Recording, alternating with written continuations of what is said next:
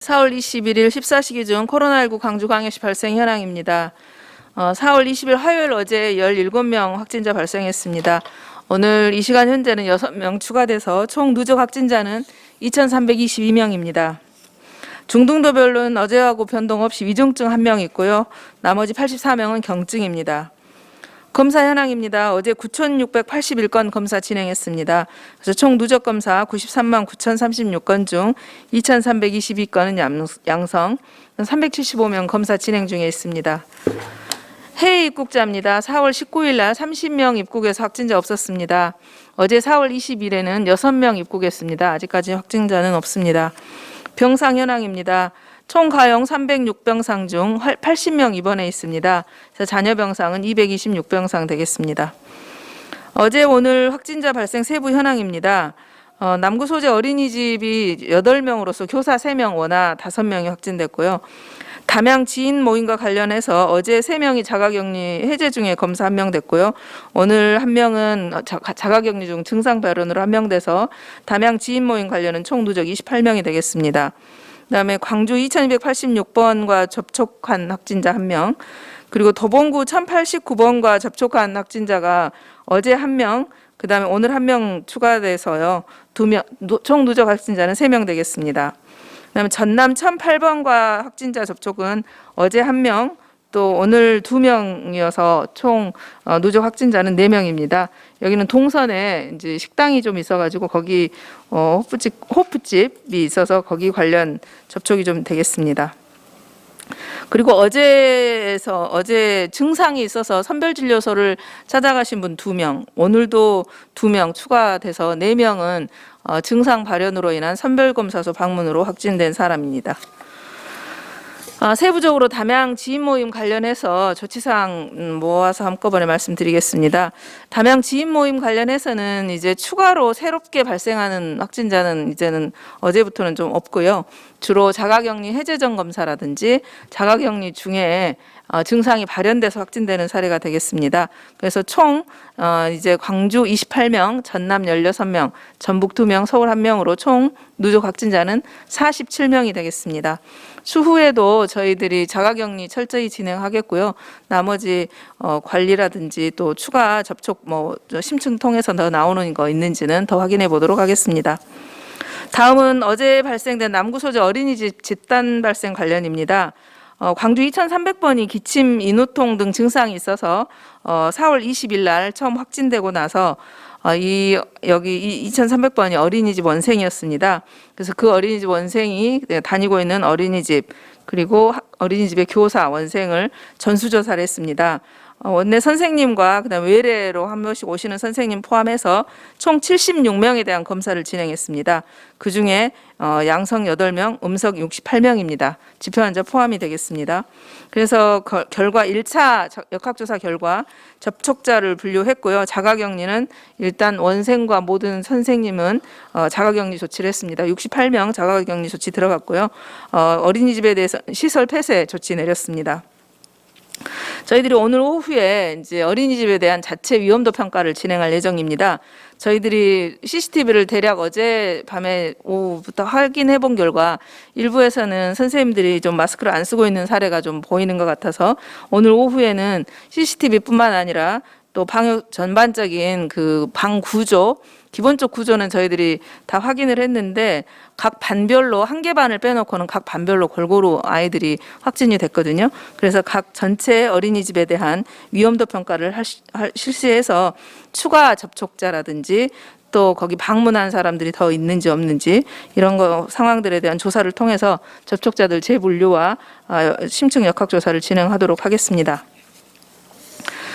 다음에는 남구 소재 교회 관련입니다. 또 광주 2312번이 동선 중에 어린이집 관련으로 4월 20일 확진됐는데요. 4월 18일에 남구 소재 교회를 출석한 것으로 예배를 본 것으로 확인됐습니다. 그래서 일단 예배를 동일 시간에 예배를 본 200명에 대한 전수조사는 오늘 지금 선별검사소를 별도로 차려서 실시할 예정이고요. 또 이분이 또 그 다음 두 번째 예배 참석하면서 또 접촉하신 분들이 계시기 때문에 추가 CCTV 분석이라든지 이런 것들 통해서 추가 접촉 접촉자를 분류하고 자가격리 대상자가 더 추가될 수 있는지 확인하도록 하겠습니다. 또 그 교회에 대한 집합금지 및 행정조치는 문화도시 정책관에서 진행하도록 하겠습니다.